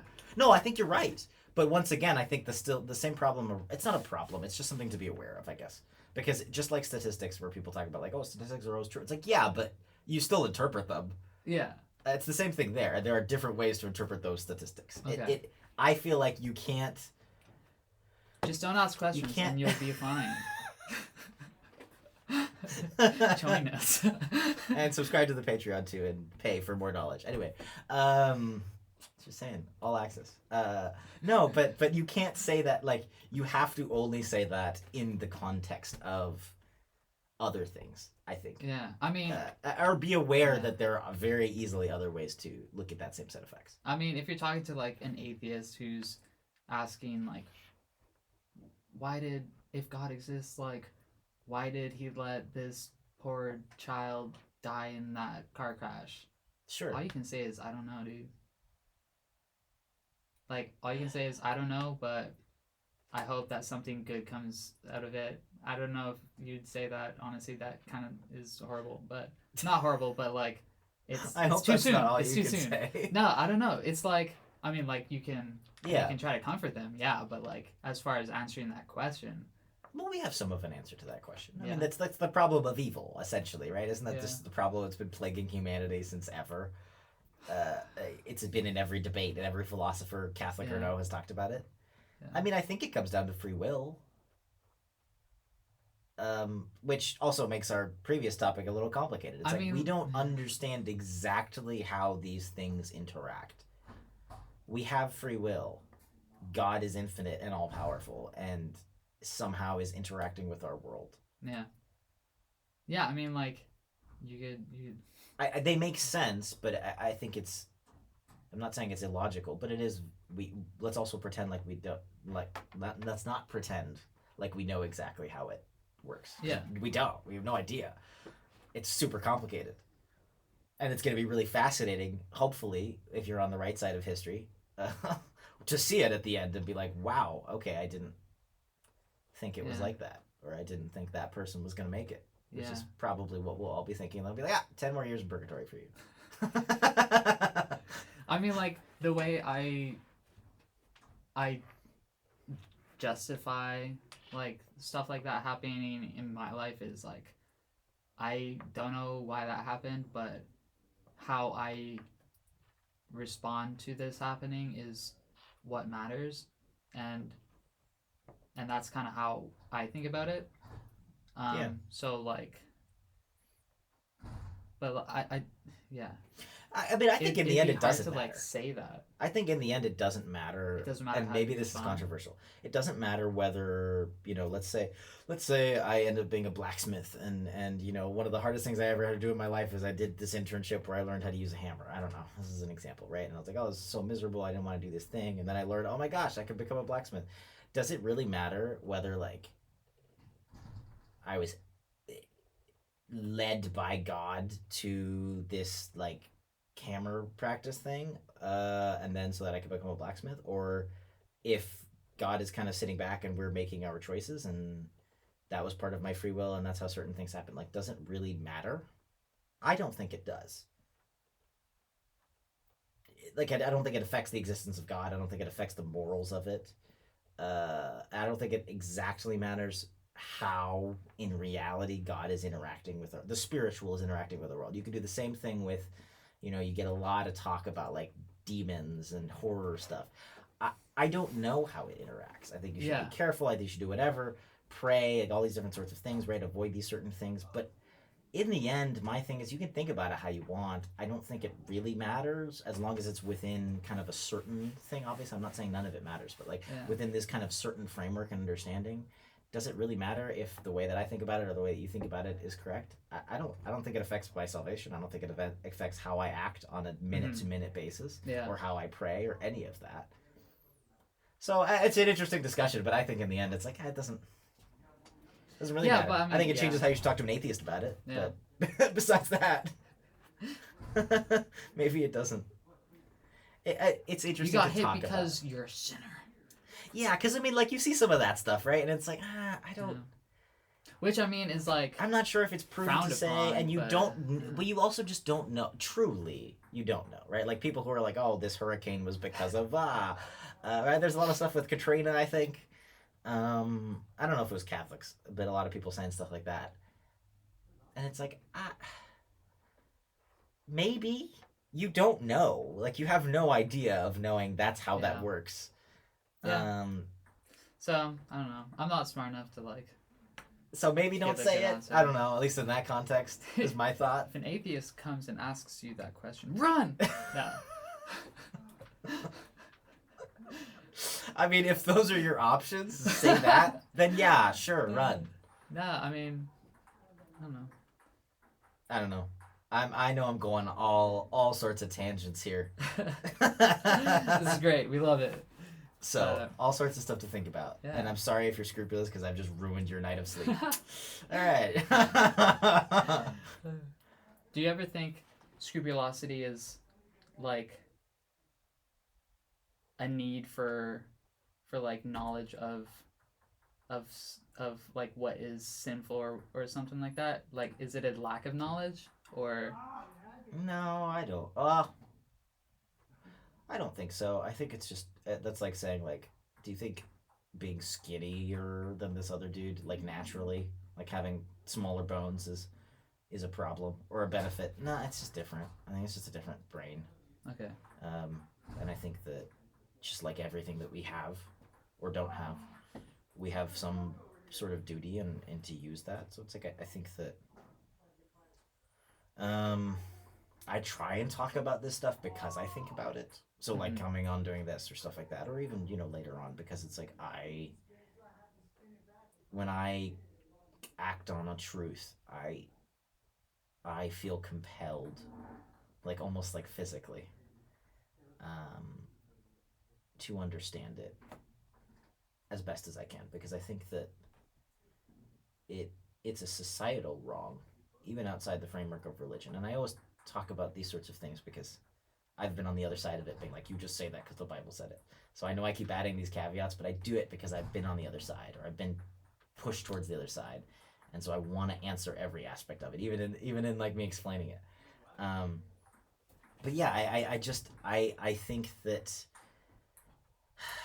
I need to explore every side of something, and I think I owe that to society. I think as a functioning member of society, if you're going to act morally or act on a certain moral system, a certain moral belief, we'll make it even smaller, you're going to necessarily say no to certain things. And that may hurt people. That may not be wrong, but that may hurt people's feelings, that may hurt relationships, that may hurt whatever. And so I think that before you do something like that, you have a duty as a functioning member of society to say, hey, I've looked at this to the best of my ability as a busy human who has to do all of these things in my life, and said that I do believe this is the right thing, and now I'm going to move forward with it. I think you have a moral obligation to other fellow humans in your circle, in your city, in your town, in your school, to do that. And so I try and do that, and I don't always do it because of that duty. I do it also because it just drives me crazy.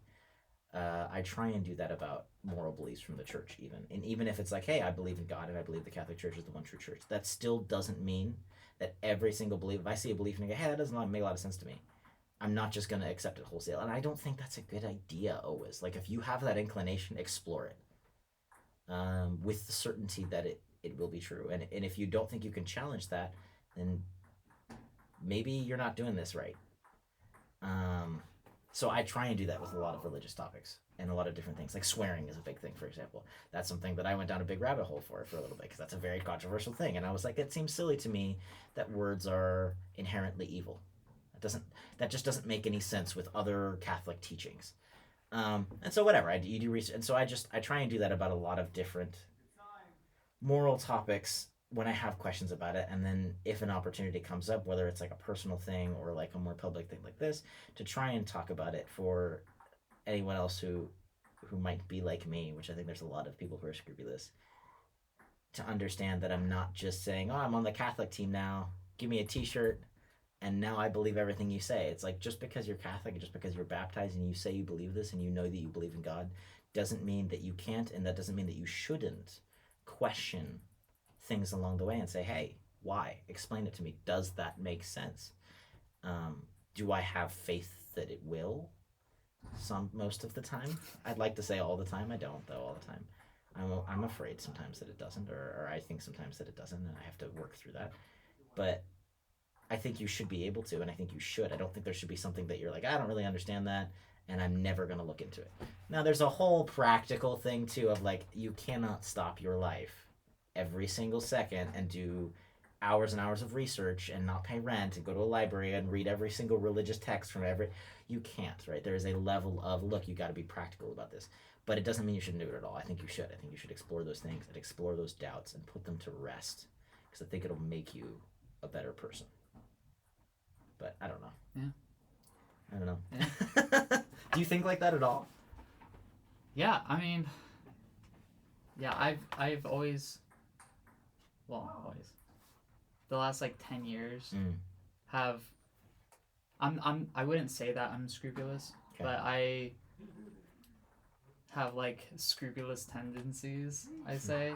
But for me, it's, I think, like a lack of knowledge more so than just like a function of the brain.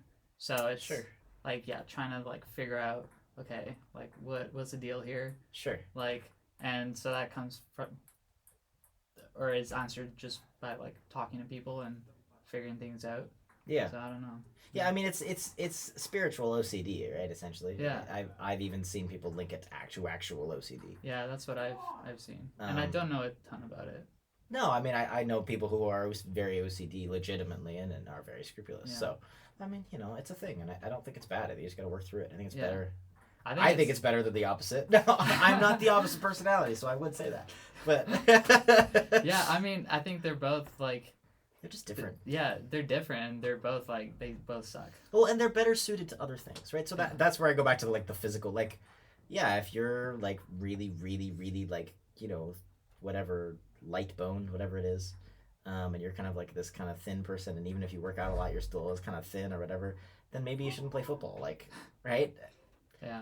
But it doesn't mean that you can't play another sport, and so it's like, all right, you know, if you are, though, if you're this big 250-pound guy, and no matter how much you work out, you're just huge all the time, play football, dude. Do it. You're going to be great at it. So I think it's just a different talent, and then there's pros and cons to it like anything. Yeah. And you use it how you use it. So I try to use it to talk about it. I don't know. I think there's definitely a lot of people who could hear that rambling that I just gave you and be like, it's not that complicated for me. I don't need to hear that.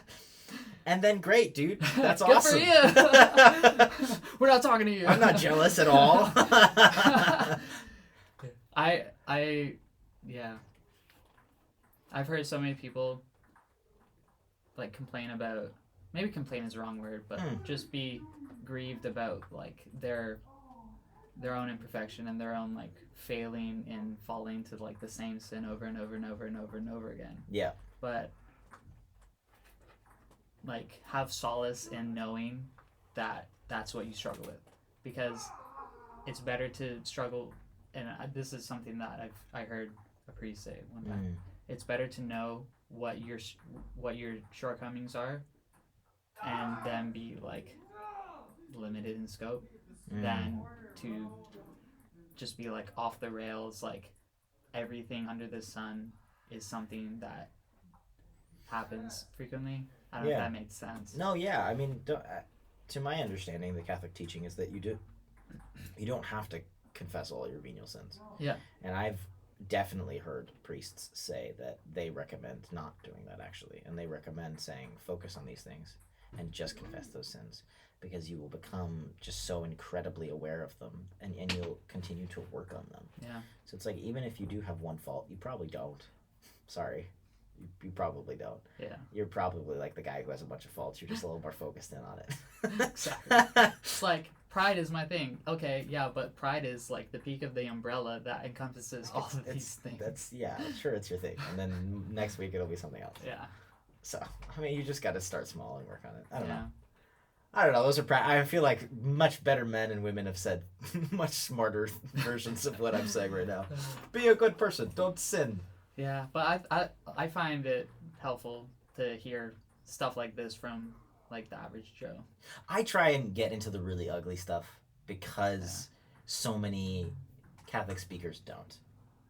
And that always made me a very ugly sinner who just had like doubts and concerns and, you know, very cynical, like, oh, and just like a million questions or whatever. It always made me feel like there wasn't an answer. And so now that I feel like I found an answer, some of them anyway, I try and engage with that, because I think the tendency is to say, hey, that's ugly, nobody wants to see that.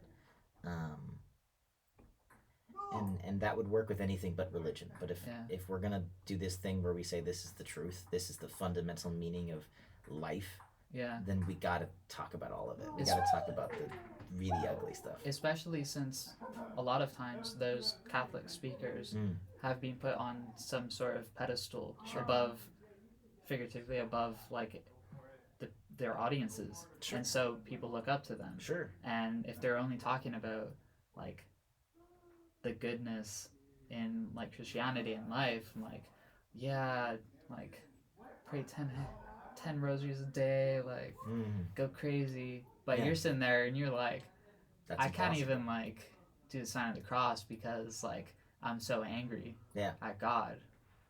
Like what do you do? I mean, and that goes into like, and I've been there. Like I don't feel like I should be doing the sign of the cross because I'm just so angry. And it would feel disrespectful. And so it's like, where do you go from that? Like, no, I mean, I agree. I mean, I think that there's and try and pivot this here. I think there's a connection there to like stories. Like obviously you're days away from graduating from a film school. I have a reaction channel where I watch a lot of movies, so hopefully I have something to say about that. I put enough time into it anyway. I think that's a very interesting thing, because I think that, and you can apply this to Christian movies, which is such a silly label, because there should be no a good movie is a Catholic movie, but we can get into that later. I hate that thing. Anyway, I get it. It's a labeling thing. So, there's Jesus and saints and stuff in it, so it's a Christian movie. But like, why I always felt guilty for being so attracted to anti-heroes, or like, you know, why is Wolverine for all the people who probably won't tell their moms that they've watched Logan but have watched Logan, why is that such a great movie? And why, if it wasn't rated R and he didn't swear and he didn't lose his temper, it truly wouldn't be a good movie. And it's like, is it because we're all attracted to evil? If you want to think that, you can. I don't. I kind of reject that theory. I think that it's just because like there is this pinnacle, but we're all in the muck. And stories, when you break it down to its kind of truest form, storytelling is expressing. I heard this literature teacher say this, and I held on to this because I really liked it. It's expressing human realities that we can't quite say. It's showing the things that we can't say. And failure is more often the human reality than success. It is. And I don't think we should run from that. And I think that's a cool thing. I think there's nothing wrong with that.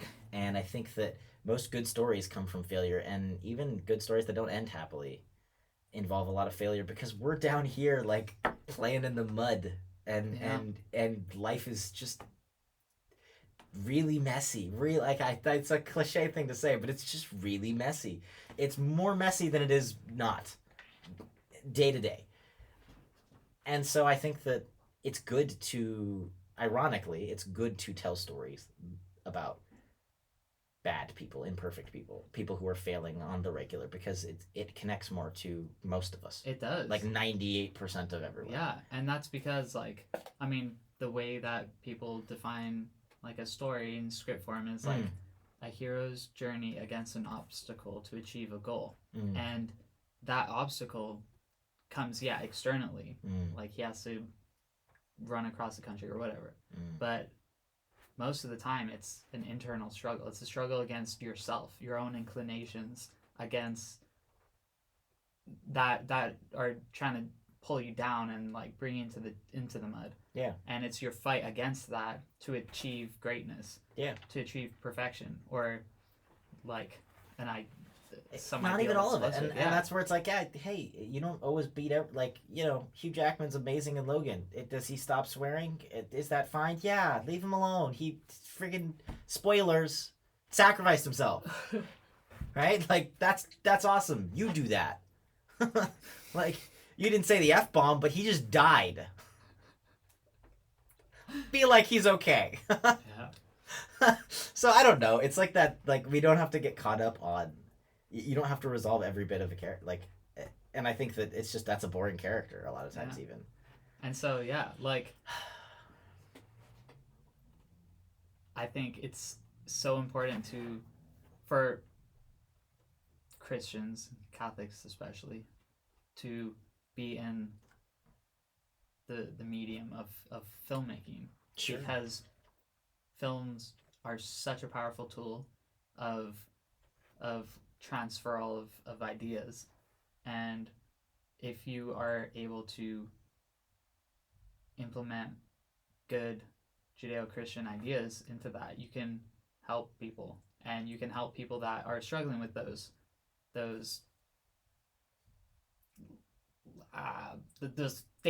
daily struggles. Sure. Scrupulosity, or like Sure. not feeling like you can do the sign of the cross, or feeling like, I don't know, you're just like in a rut. Like, yeah. Because, well, I mean, like, yeah. No, sorry, go ahead. Because people connect to stories. Like, we're just like, it's built into us. Yeah. Stories and beauty, and both of those things are in film. And music, like, it just hits the senses, and it can elevate you, or it can drag you down. And if you aren't careful, like, you could destroy some people, but you can also build them up. And right now, like, just too many films coming out that are just drag people down. Yeah. I mean, that's so. I think that it's almost like, even more than. I think that we all have so much, like, baggage. Yeah.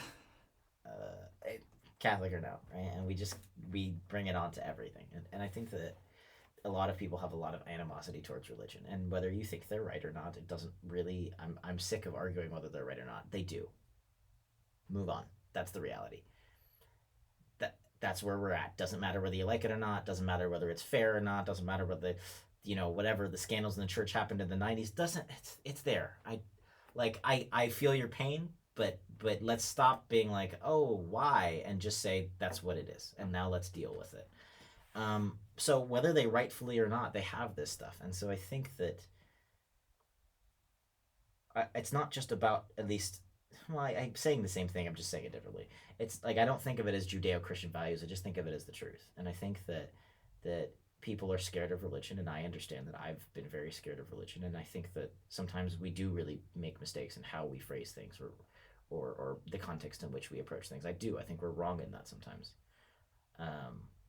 And so I think that what's really beautiful about art is that it should, at least, in its truest form, you drop that. Like, when I go into a movie theater, I drop it, and the guy next to me drops it, and we sit there in the dark and we watch a movie, and it doesn't matter whether he has tattoos or is living with his girlfriend, and it doesn't matter that I have a miraculous medal on or whatever. Like, it doesn't matter. It's all gone, and we're sitting here and we're watching this thing, And that's so cool.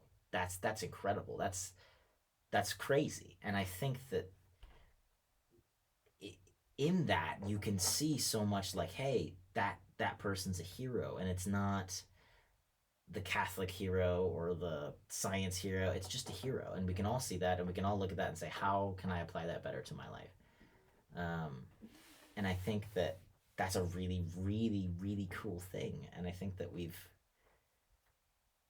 the world, actually, not just the church, we've all lost the ability to do that. We're starting to, and I think we need to fight to get it back, regardless of who you are or what you think.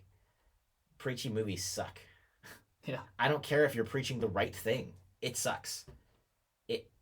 A preachy sermon or a preachy speech is great because a speech is about it's just a matter of like you're taking away the thing that makes this thing that thing. It doesn't matter if you're saying something that's true. It doesn't matter if the movie is a movie. It needs to have these certain components that make it a good movie. Yeah. And if you circumvent that and you say, "Here's my message," it's a bad movie. I don't care if it's a Christian movie. It doesn't matter. And it doesn't matter if you're right. You made a bad movie, and I would even go so far as to say that's less pleasing to God. No, than if you made a movie that was serving the purpose that this thing must serve. Because that's what you do first and foremost. You start with what this thing is. And it's so achievable to have a movie that is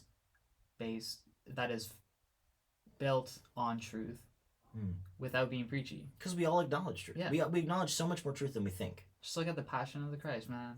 Yeah. It is not preachy, but it is true. And I mean, it is brutal. I would even go something even less like because that is still a very inherently religious movie. Yeah. Right? Because it is a religious story. But like, yeah. But I agree. I agree with that. But even in the most minuscule, like Captain America, like I always go to that. It's like Captain America, like we all are like, dang, that's so cool. Why? Because it's heroic, and we all recognize the truth in that. And it doesn't matter who you are or where you came from. You do. You think that's cool and heroic, and you want to be like that. Star Wars, whatever. It's so easy. Yeah, you really gotta like try to not, which is kind of crazy that then we're making these stories that are like not. Even the most broken, messy, sometimes partly or a lot of bit scandalous stories have some truth in it because humans can't help but say what's true. And if God is true, which I believe and you believe, and I think most of the people listening to this believe, then that's going to come out somehow. When a human tries to tell the truth, it's going to come out, even just a little bit. And so it's like, let's stop.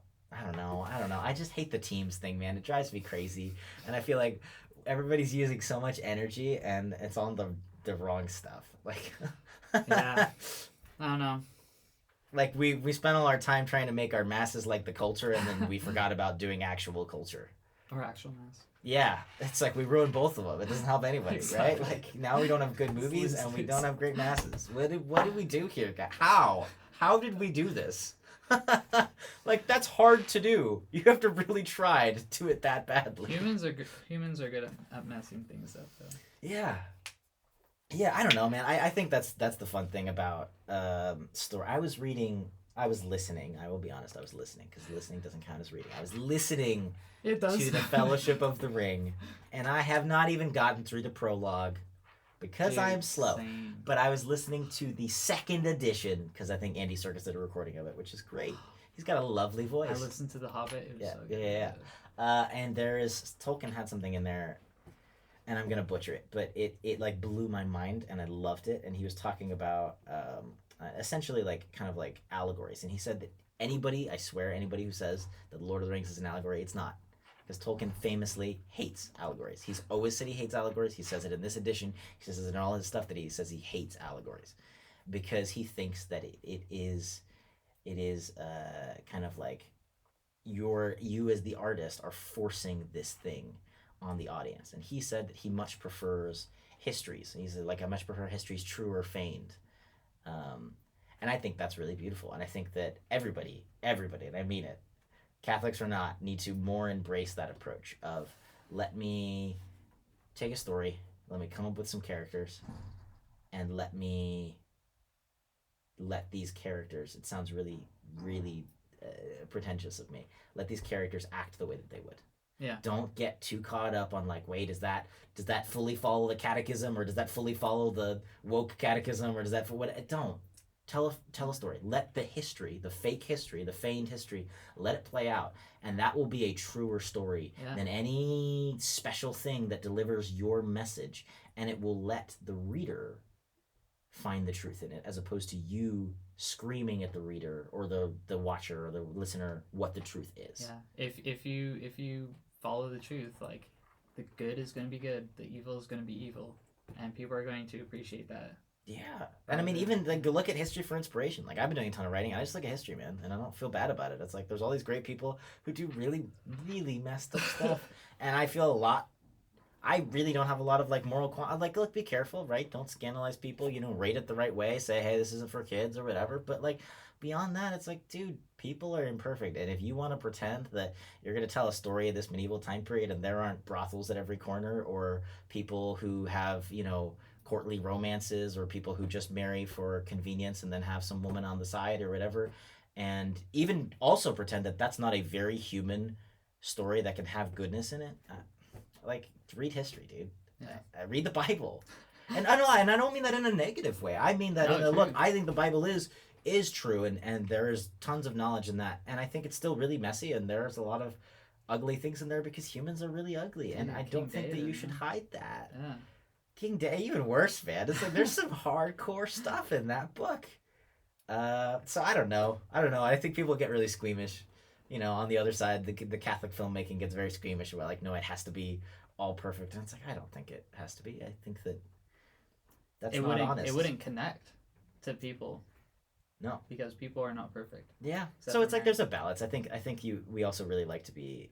I think artists in general like to be like, no, it was really, he had to say the F-bomb. His character wouldn't have been real if he wasn't naked in this scene. And it's like, dude, don't give me that. Like, that's ridiculous. But at the same time, I've read stuff where, like I don't know if do you read any fantasy at all? Not a lot. No, okay. no, There's a big not famous right now. fantasy author, Brandon Sanderson. I think he's Mormon. And he does a lot of kind of like, he's almost does like your Marvel movies of fantasy, where it's like, it's good and he has good stories, but they're very kind of like mainstream.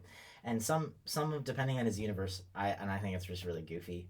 He'll have like swear words, but he just like replaces them with like, what the spring, and it's like, dude, that's like, bro, that's just goofy. Like, I don't like I think they should have just said the swear word. Like, that's okay. They can, this guy's a bad guy, or even if they're not, whatever.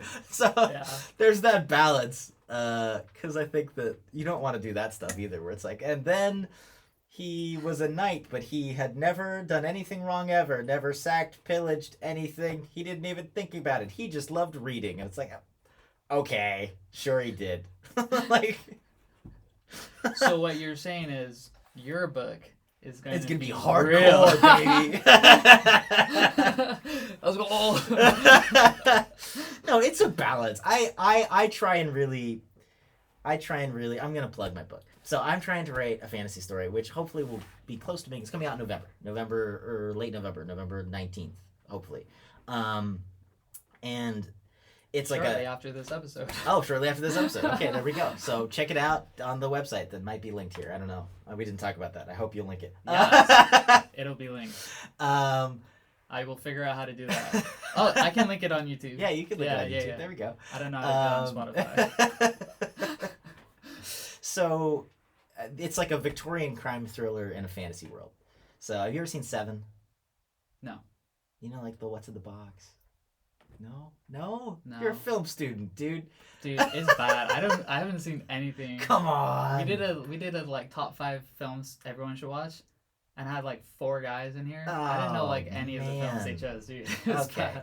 All right. Anyway, it's brutal. It's about like a serial killer, and he's basically, it's like a serial killer getting hunted down by this like guardsman. So it's brutal and it goes places.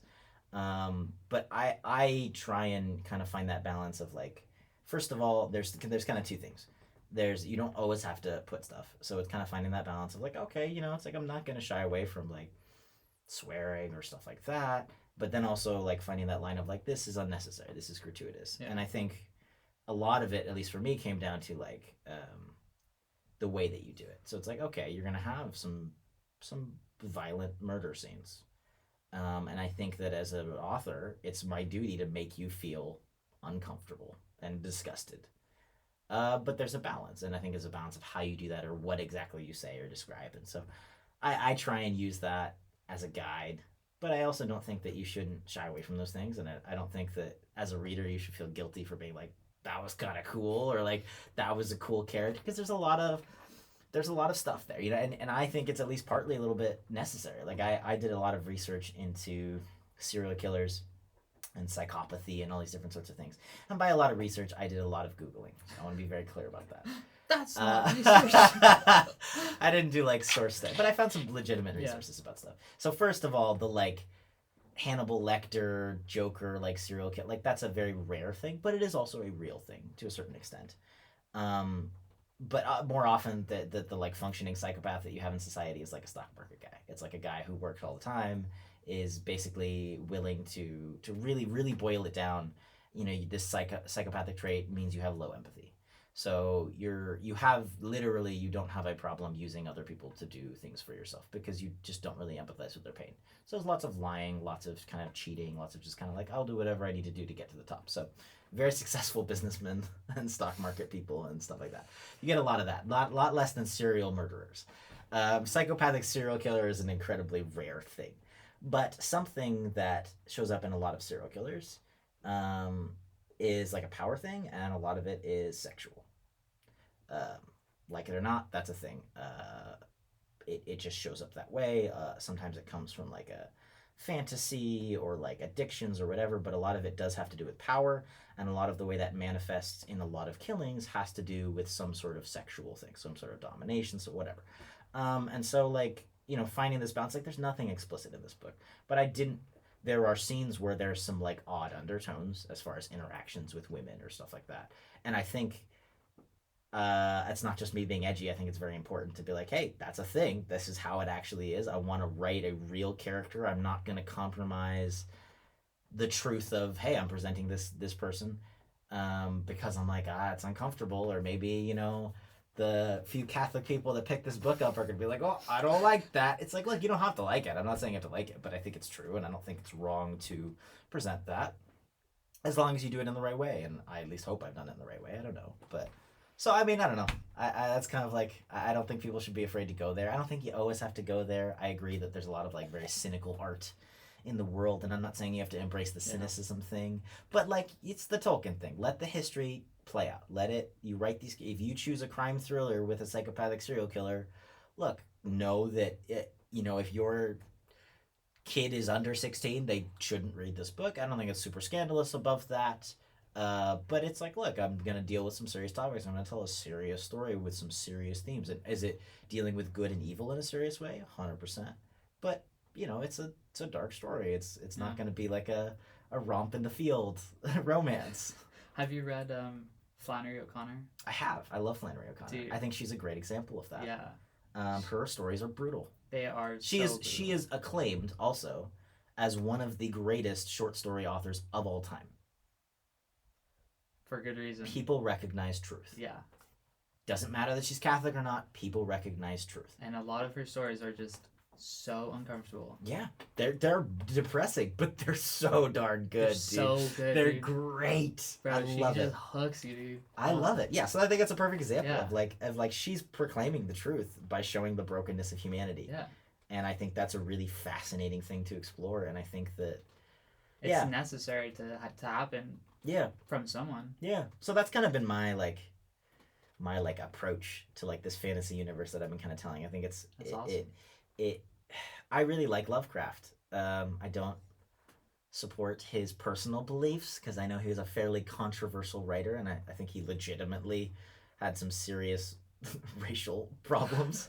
Actually, not just, oh, we're making a big deal out of this. No, he really did. Which is actually kind of fascinating if you look at his work, because his work really explores this fear of the unknown in a very visceral, kind of horrifying way, a truly horrifying way, which is kind of interesting to see how I would say maybe at least subconsciously some of that kind of thought processes has informed his work. But I really like Lovecraft. I think it's really creepy. I think it's really weird. I don't know if you're familiar with Lovecraft at all. Really cosmic horror. Any of your your like big tentacly monsters, Call of Cthulhu, anything like that of that aesthetic is from Lovecraft. He inspired all of that. And I think it's really cool. And so I had this kind of idea of I want to explore the evil, instead of saying, oh, I'm coming into contact with the good in this story. It's a little bit more like magic and different creatures there. I want to explore finding the good by running into the evil. And so instead of kind of doing a little bit what Lovecraft does, which is there's just this great unknown that we can't understand, I tried to take it what I think is a step further, which is we all understand good and evil as a concept. Yeah. But what if you ran into evil first? Yeah.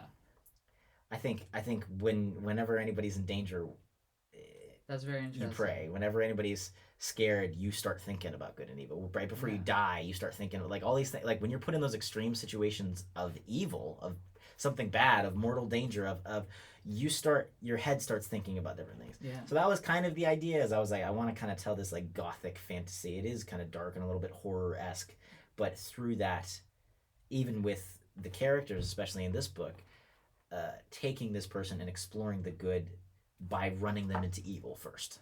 I think that'll do well to like have that payoff.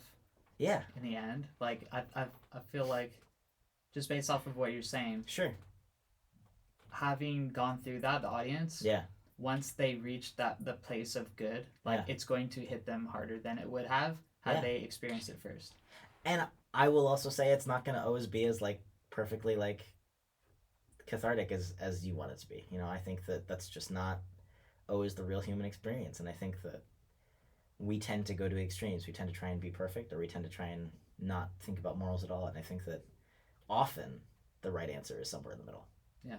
Which is very unsatisfying. So I don't know, man. I think it's, and also on a total side note, I just think it's really cool. I think the gothic sort of aesthetic is very cool. I really like horror. I don't think there's anything wrong with that for all the people who are getting all spooked out by that. I think that as long as you get your cards in order, horror's great, and I think there's a lot of knowledge to be. I think some of the most Catholic movies are horror movies. Dude, A Quiet Place. Even not that. Every this is it's a little hacky, but I just think it's funny because it makes some of the more sensitive believers have them like a stop. My joke is always the most Catholic movies in Hollywood are horror movies. Who do they call? Priest. They usually get the Latin pretty darn good in most of them too. Like still, even now, it's a little like supernaturally and like there's effects, but like it's like, oh, evil, call God. That's what I do in every single one. Find a more Catholic movie than that. Yeah. Dude, I'm excited. I want to read it. Yeah. I'm going to have an audiobook out too for free on YouTube because I understand how people think. I don't have to read it. This is great. No, yeah, I wanted to do that because I was like, I'm lazy. Well, dude, I read like I'm the lazy. same way. Let me read my book for you. And if you like live in California, everybody has something. Yeah. Like everybody's like, no, I'm a writer. I'm a whatever. And so I'm so used to hearing that I'm like, let me make this easier.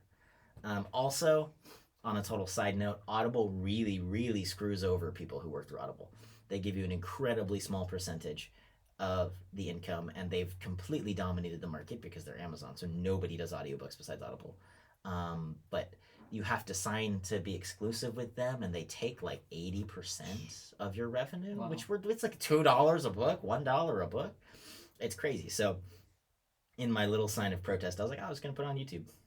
You want to watch it? You can watch it. Obviously, if you like it and you want to support it, go buy it. But you don't have to. I'll just put it on YouTube. It's for free. And if you're willing to take that risk, which is not so hard, all you got to do is go listen to it on YouTube and you like it, then you can go buy it and support it because I want to make more happen. There's a lot more books in that series. Excellent. Well, it's been a pleasure. Oh, man. Thanks I for would love to do coming this on, again. dude. This was great. I would was love awesome. to do it again.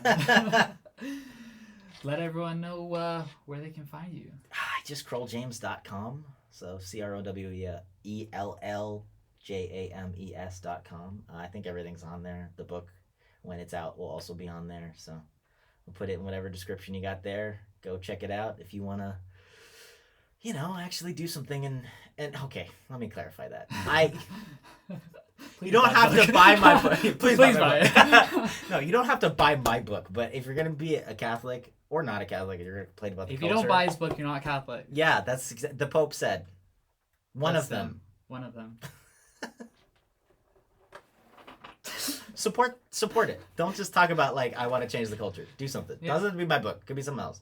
But you got to do something. Actually, Follow this podcast. follow this. Seriously, follow this podcast. Do something. Yeah. Support it. Anyway. Thanks for coming. Yeah, thanks for having me. If you like that, follow it. Hit the subscribe button. Or not. I don't know. Peace. Hit the subscribe button.